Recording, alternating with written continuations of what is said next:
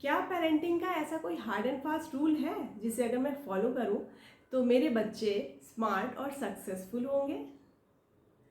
Hello friends, मैं हूं रीना और मैं अपने पर्सनल एक्सपीरियंस के बेसिस पर आपके ऐसे ही सवालों के जवाब लेकर आई हूं।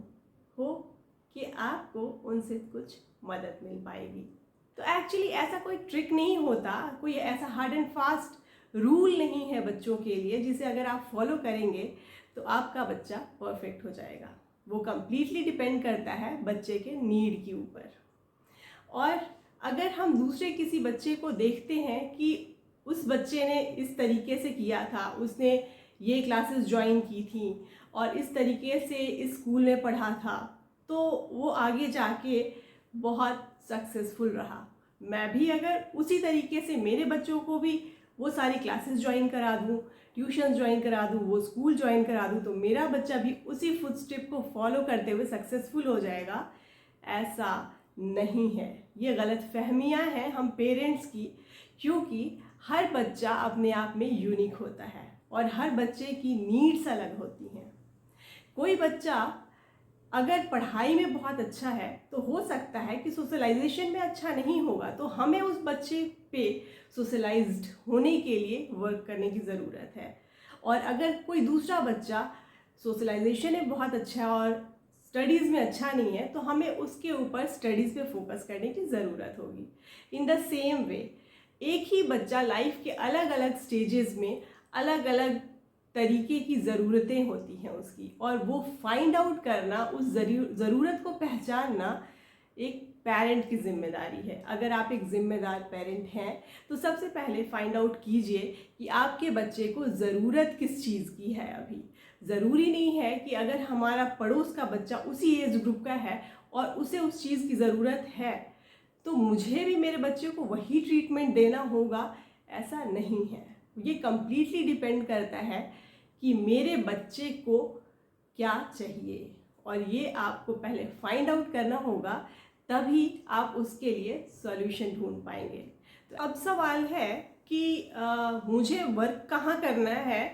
ये डिपेंड करता है कि मेरा बच्चा जहाँ वीक है मैं उस पॉइंट पे फोकस करूँ। वेरी सिंपल, पेरेंट्स जनरली यही अप्रोच करते हैं। फॉर एग्ज़ाम्पल, अगर मेरा बच्चा पढ़ाई में वीक है और ड्राइंग में बहुत अच्छा है, तो पेरेंट्स कहते हैं कि ड्राइंग करना कम करो और पढ़ाई पे ध्यान दो।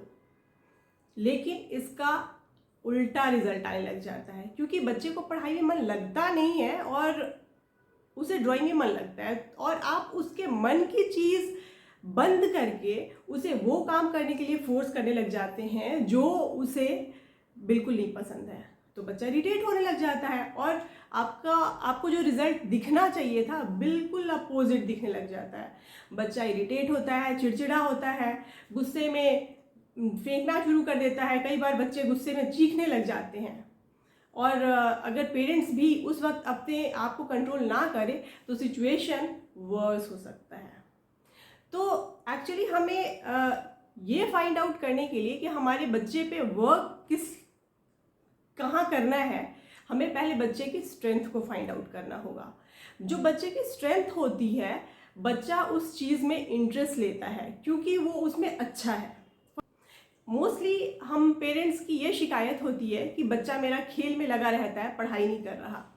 और हम क्या करते हैं, बच्चे को अब पढ़ना तुम्हारा, बस अभी पढ़ाई करना है, खेलना बंद कर दो, आप ये ट्यूशन जाओ, वो ट्यूशन जाओ, ये क्लासेस करो, वो क्लासेस करो, और बस पढ़ाई पढ़ाई करते रहो। खेलने के लिए टाइम ही नहीं मिलता बच्चे के पास।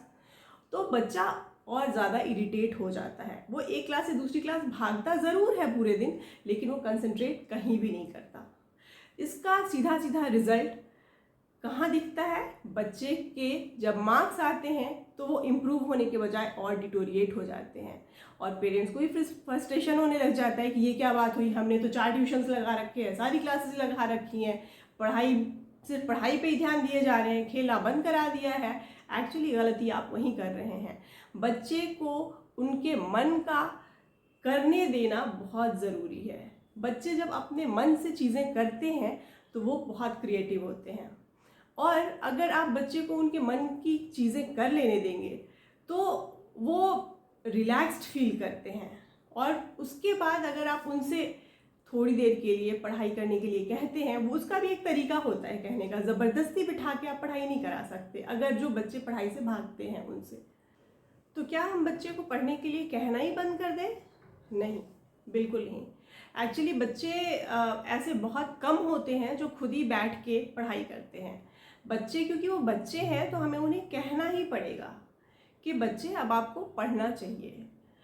आज के बच्चे जो हैं वो बहुत समझदार भी हैं, ऐसा नहीं है कि वो चीज़ों को समझते नहीं हैं। अगर हम उन्हें समझाएंगे अच्छे से कि आपके लिए पढ़ाई क्यों ज़रूरी है, आप उनके क्वेश्चंस का आंसर कीजिए कि आप अगर पढ़ाई नहीं करोगे तो क्या क्या चीज़ें हो सकती हैं, और आप पढ़ाई करोगे तो क्या क्या चीज़ें हो सकती हैं।